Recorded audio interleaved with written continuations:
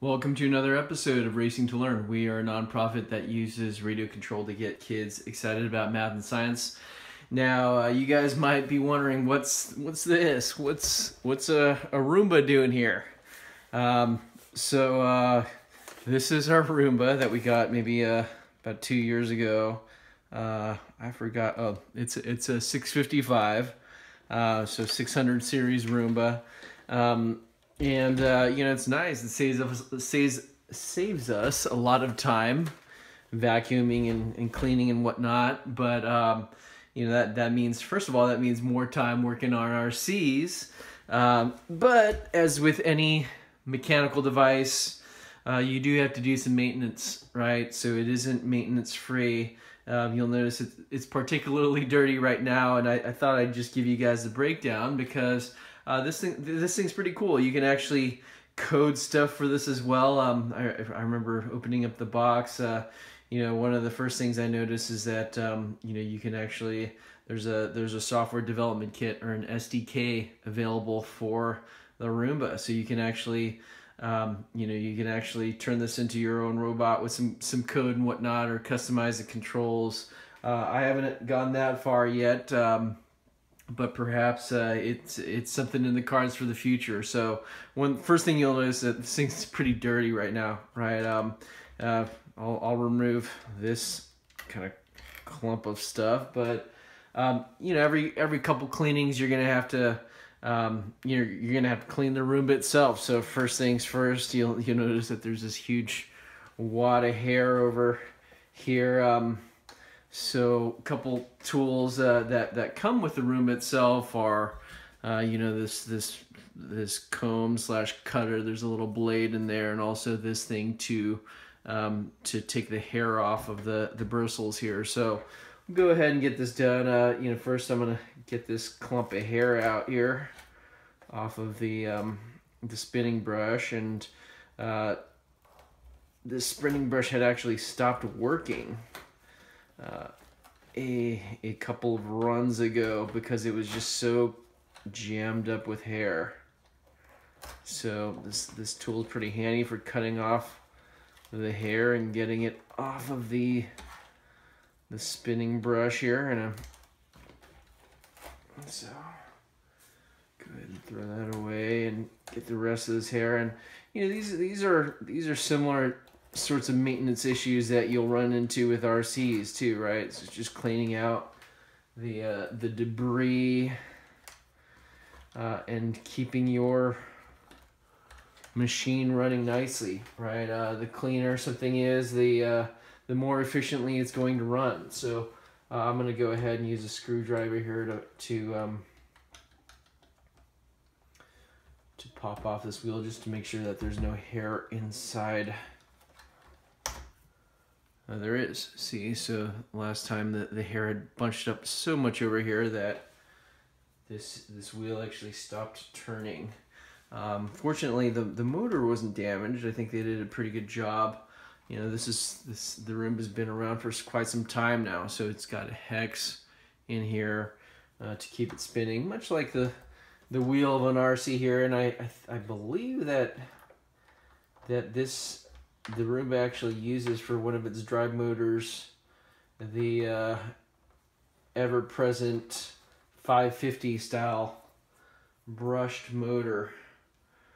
Same motor that you'll find in a lot of the entry-level RCs, like the ECX Ruckus and the Slash that we have in our garage, as well as even our modified Power Wheels, or our repaired Power Wheels, right? It uses two of those 550 sized motors, heavily geared down, of course, to actually drive the Power Wheel itself.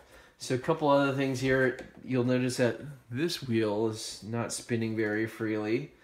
You can actually pull this entire thing out here, so you'll notice there's some gunk in here clogging up the wheel. You can actually pop out the wheel itself. So again, just making sure everything is moving smoothly and free of debris. So I think you can actually just use your hands to push this one out. Yeah, you don't need to use a screwdriver. So there we go. So you'll notice that this wheel is just clogged up with a bunch of hair. Take that out, throw it away. The axle actually pops out here as well. So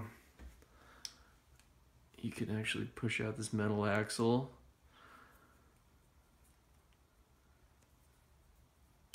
Let me push it the other way.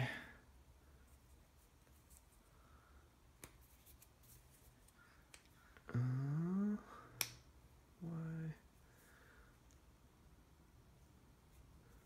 It's not coming out all the way here. There's definitely something in there preventing it from moving. So I'm just going to use a screwdriver to push this out.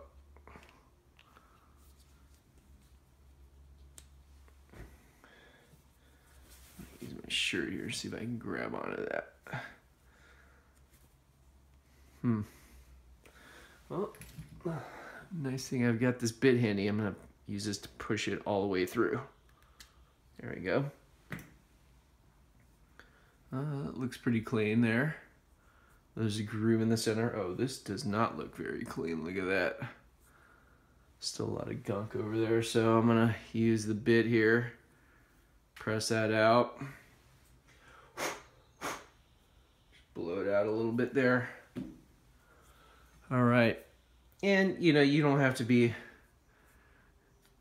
I guess, super, there we go. Now it's spinning freely.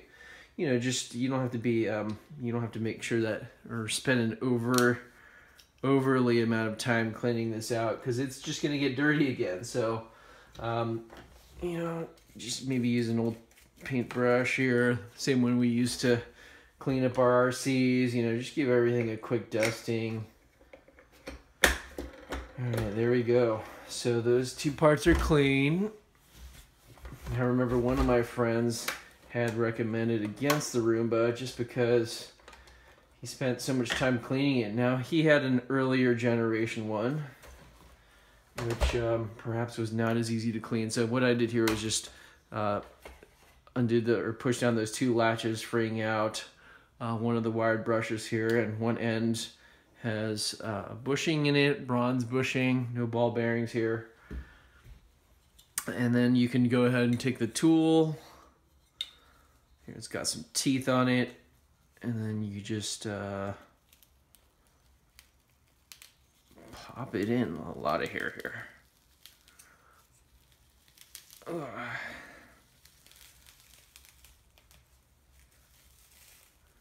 Look at all that hair in our bristles. So this, you probably want to do a couple more times here. Maybe even rotate it 90 degrees, bring it through again. The little notches here align with these kind of rubber sweeper things. So you put it a couple of times through here, and then you can change the direction of it too to get out more gunk.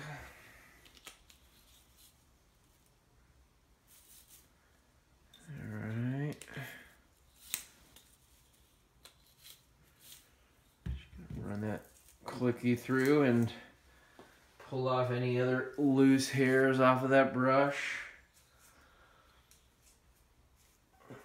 So, you know, even with a regular vacuum cleaner, you end up having to do a lot of this maintenance, or you probably forget, and one of the days the brush clogs up and breaks a belt or whatnot, or something on that vacuum cleaner breaks. We've had that happen a couple of times on us too with regular vacuum cleaners, and this one's nice. So just, you know, saving the time and hassle of vacuuming, but you do have to do some maintenance if you want this thing to last. So we'll just clean out the other one, the other bristle as well. Just got some hair and debris stuck in here. And you know, sometimes this piece, or on this piece, helps to have like an X-Acto knife or something, because This tool, sometimes you can't get to it all. There we go. Just getting this tool underneath this lump of hair here. And again, you know, these things don't have to be perfectly clean. As long as you can get it, the big pieces off there. You'll probably want to do this on a regular basis. So I've got a clump on the other end over here.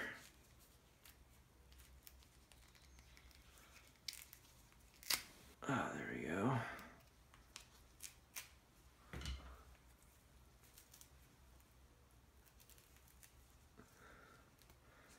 This is an extraordinary amount of hair here. We usually don't have this much. So I did make the mistake of trying to cut this off with some clippers the other time and nicked one of these rubber veins. So, you know, you do want to be careful if you use other sorts of tools here. So this is getting a little bit cleaner here. Still got a pretty big clump of hair. Let me see if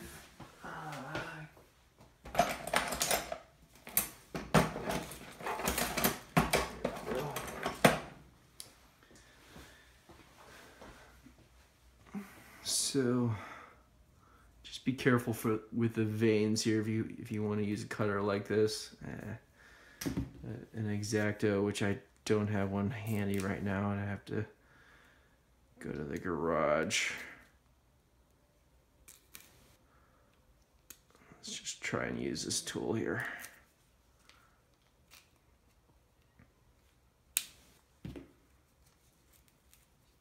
So, you know, your model of Roomba may not look exactly the same. You know, they've changed throughout the years, but the same basic principles apply. I think I'm going to have to go ahead and get an X-Acto knife.